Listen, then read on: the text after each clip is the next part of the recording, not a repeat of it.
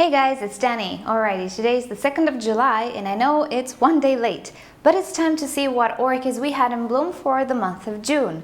Oh my goodness, I have to say it's so hot right now. 42 degrees Celsius during daytime. And let me show you what time it is now and what temperature we have. 7 in the morning, almost 31 degrees already and very low humidity. Today is actually very dry. The other days we had fog in the morning. It's crazy weather, I have to say. And also it's time to water my orchids. They are drying out pretty fast. That usually increases humidity in the greenhouse. That's enough blabbing and complaining though. Let's see what orchids managed to bloom in this heat wave. So let's start with the Vanda.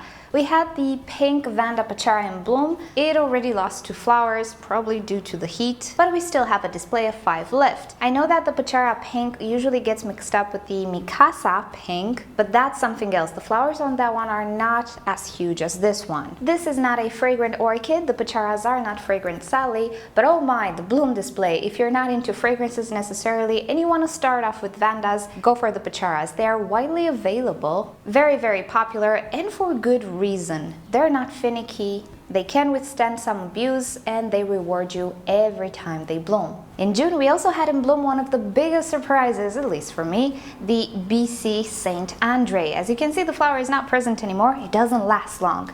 But here's some footage of when it was in full glory. This is one of the biggest flowers in my orchid collection, and it's actually bigger than the Pacharas. No kidding. The downside is this orchid doesn't stay too long in bloom. I had a total blooming time of 2 weeks, which is pretty scary. But considering one of her parents is actually the Dowiana, and from what I understand, the Dowiana is yet again not in bloom for a long time, maybe a week, maybe 2 weeks, I can see why this orchid didn't stay all that much in bloom, sadly. However, as long as it lasted, the bloom was magnificent. I loved seeing it every day, and most importantly, during nighttime, I loved the fragrance. Now, the fragrance is very similar to Brassavolas, but as it developed a little bit more, it started to take on a little bit of a fruity. Smell. Nothing extraordinarily fruity, but a little bit different than the Brassavolas. So sadly, not a long-lasting flower, but yet again not a finicky orchid. It grows really fast and multiple pseudobulbs per year actually. Not sure about the blooming frequency. It might just bloom once a year since it's a Dowiana hybrid and a Brassavola. Both bloom once per year. But who knows, maybe we'll have a glitch. Next up, oh my, we had a Miltoniopsis. My Miltoniopsis are starting to suffer just a little bit, I see them, but 2 of them seem to be pretty strong, and this is one of them. This is the Newton Falls, and the blooms are super long lasting. It opened completely at the beginning of the month, and it's already 1 month later. It looks pretty good, still smells a bit, and considering the heat, she's a trooper. Miltoniopsis, oh my, they're just so frustrating for me. And if there is such a thing as a difference between the Miltoniopsis hybrids, I would have to say that the Newton Falls is one of the easy ones. I'm not 100% sure, but I would definitely go for the Newton Falls, but also for the Red Tide. Yet again, very popular hybrids. If you find Miltoniopsis, most probably you will find these varieties as well. Next up, we had the Lycaste aromatica. You've already seen the flower, but let's just mention it. It managed to create only 1 flower this year. Well, considering it is recovering, I am not very worried about it. Now, if you don't know, the aromatica is actually a very popular orchid species. She's not a finicky orchid yet again, but she does have that winter dormancy that you need to keep in mind. She's also deciduous, so maybe not the most appealing orchid since she loses all of her leaves once per year. But the flower is a beautiful golden yellow color, and best of all, it is fragrant, very fragrant. It smells like cinnamon. But I would have to say it smells like the oil, the essential oil, rather than the cinnamon powder. I don't know if you noticed, there is a difference between the 2 products, even though they're both made from cinnamon. This one has a more essential oil type of fragrance. It can give you a headache if you're not a fan of the smell. It's a picky fragrance in my opinion. But if you like cinnamon, I think you will enjoy the fragrance of this one as well. Flowers are not super long lasting, a little bit longer than Saint Andre, but not much, maybe 3 or 4 weeks. And then considering all summer long you will see the orchid produce leaves and then lose the leaves and then only once per year bloom, Not entirely sure if it's a type of orchid you will enjoy very frequently, but nonetheless, I think it is worth it. I love having it, and I am hoping for much better displays as the years go by. Next up, we had the Dendrobium that I messed up. I managed to accidentally separate some canes. This is a very hardy orchid. It is a NoID, but since I saw it for sale on some sources that usually get the ID right, I believe it is a hybrid of the Dendrobium biggibum compactum. It has really tiny flowers, but it's very floriferous. It has pretty plump canes. The flowers are not fragrant, but just look at them, they're just so pretty. It looks very similar to the Enobi splash. It is a splash type of Dendrobium, but as you can see, the edges are not sharp, the colors fade into each other. It's a sort of a gradient pattern going on there. It's just absolutely lovely. Bloom time about a month for this guy in these conditions. Maybe if it were a little bit cooler, it would stay in bloom a little longer. But it's okay, I had enough time to enjoy the flowers, and as a conclusion, the canes pretty much came from the same plant. There is no variety between them. Actually, one of the canes was completely separated when I purchased it, and I was just hoping for a different variety because the coloration pattern varies a little bit. But I think it's a new hybrid that just got on the market, and I'm pretty sure we're gonna see him again on the market pretty soon because it's just worth it. Another orchid we had in bloom was the Oncidium Painter Delight, and it's a delight whenever this guy blooms. He is recovering. He's a recovering orchid, but he managed to produce 3 little flowers that are really waxy, really nice, and have a nice fragrance as well. To me, they smell a little bit like propolis. I have to say, if you're not a fan of the smell, you'll not like it. It's not a very strong fragrance, but definitely I do like it because it reminds me of childhood somehow. This orchid can definitely create a more showy flower spike, but since it is stressed, I don't expect much. However, it is recovering pretty fast. It absolutely hated the clay pot as the root system grew, and he actually does have a pretty nice root system. You can see part of it here.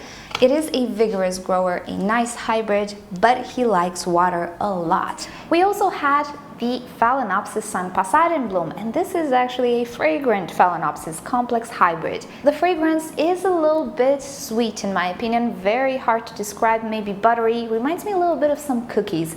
It's not something that will blow you away though. It absolutely doesn't fill up any corner of my greenhouse, but I do feel it when I'm very close to the orchid as well, so that's a bonus. And the orchid herself is a monster, she's huge, but she does create pretty nice flowers as well. A little bit washed out, it's not that beautiful orangish yellow that I like, but I do really enjoy this Phalaenopsis hybrid. And as all Phalaenopsis complex hybrids go, she's very easy to take care of, very suited for home growing. She creates branchy flower spikes, lots of flowers, she's a joy really. Next up, another complex hybrid Phalaenopsis. I don't have an ID for this one, let's just call her Lavender Pink. She has a really pretty color, and the flower display, luckily enough, is looking pretty great. The flowers arranged themselves pretty nice this year. She's not fragrant, and it's a pretty common pink Phalaenopsis. I received it last year, and I think it's one of the discounted orchids from IKEA. Made a full recovery, she's looking nice, flowers are nice, but you know, she has more of a sentimental value than anything else because she is really common. Next up, an interesting Phalaenopsis, not necessarily through what she is, yet again I don't have an ID on this one. Let's call her the white with pink lip Phalaenopsis. I am saying she's a trooper because I purchased it in the autumn of last year, or it was winter already. She had 3 flower spikes, and also this is the orchid we did the experiment with. We colored her flowers blue, but as you can see, even though the dye went into the leaves, the flowers didn't turn out blue. There's actually no more blue in this orchid, and the flowers are pure white. And she did put on another flower spike with only 4 flowers, but she just came after 3 flower spikes that were in full bloom. I also introduced the dye in her system, and the dye was very drying, but she really didn't suffer quite at all. So as for an update on that little experiment, the next flowers are completely white. The dye didn't transfer to the flowers, so it pretty much dissipated, got exuded out through the leaves. It's not present anymore in the orchid. And the last orchid I believe that we had in bloom was a Dendrobium. I didn't make an ID for it. I'm waiting for, let's say, better display display. I just purchased this one and she was mounted. It's the Dendrobium Parisi variety Shinethorn or something like that. I'm not sure what the difference is. It looks just like any other Parisi. I think I filmed it a little bit in one of my videos. It looks very similar to the anosmum, but the flowers are waxy, they're tiny, they're really pretty. Fragrance wise, it is exactly like my anosmum. I feel it smells a little bit like cranberry maybe mixed in with some orange peel, a little citrus smell there, and it just reminds me of Christmas because memories. But I have to say the fragrance is not wow. It's nice, but it's kind of washed away, watered down somehow. Maybe there are varieties of anosmum or Parisi that smell better, I'm not sure, or maybe there's something wrong with my nose. It's a pretty orchid, it's just not wow. I do love it, but I just think I made such high expectations. A little let down by the fragrance, but nonetheless it is pretty. The anosmum I think smells a little bit better, but then it might just be a stress thing, so I decided to postpone the spotlight on the Parisi until next year because he is growing very vigorously right now. I potted it. He's starting out I think 3 new growths, so with a bit of luck we'll have a much better display next year. I almost forgot about this one. We also had a Phalaenopsis species in bloom, the Cornucervi variety Chatelade, which is that one. First time it blooms for me. It is a recovering orchid once again. It all had to do with the clay pots, really. They were drying so fast. But this orchid has a beautiful dark red flower, pretty maroon, which is very waxy. It contrasts very well with the lip, which has a white line. Sadly though, it is not fragrant. Now there are some varieties, or at least some individuals, which do possess a fragrance as far as the internet says. Mine doesn't really. Maybe it's a Chatelade thing because the normal variety is spotted in a way, or it has a little bit of a pattern on the petals. But I do prefer this one. I think it looks amazing. The flowers are super tiny, super cute, and the waxiness is just yummy. I don't know if that's a good word to use, but it is in the non-literal way. I don't feel like eating orchid flowers really, but it's very appealing to me. So that's about it on the blooms we had this month, and as a little spoiler, I'm seeing some flower spikes or potential buds on orchids. I'm very excited to see them bloom because I've never seen them in bloom. So fingers crossed that in the following months we'll have some novelty blooms in the collection. But I hope you've enjoyed this video, and also don't forget to vote for one of these orchids, the one that you liked the most. You have in the description, in order of appearance, the name of all of these orchids, and for the ones that don't have IDs, I'm just gonna try to describe the flowers so you know which one it was. So in a comment down below, tell me which one was your favorite, and as you might already know, at the end of the year we will declare the orchid of the year. Alrighty, so thank you for watching this video. Hope you've enjoyed it. You know the drill. If you've enjoyed it, do give it a like, a share would be wonderful. And if you'd like to watch orchid and plant related videos from me on a regular basis, simply subscribe to my channel and turn on notifications so you never miss a video. And with that said, I'll see you all next time. Bye! So I'm still waiting on a flower spike from my Bulbophyllum Elizabeth and Buckleberry, since this pseudobulb is just maturing now. But wait, this orchid decided to create another direction of growth. Way back here, this is a 3-year-old pseudobulb actually. So that's nice. I always wanted this orchid to become bushier, and now she's doing just that. It's really good news, but I hope this will not mean no blooms this year. So yeah, we'll see how this will develop, but I'm very happy this one decided to bush out a little bit.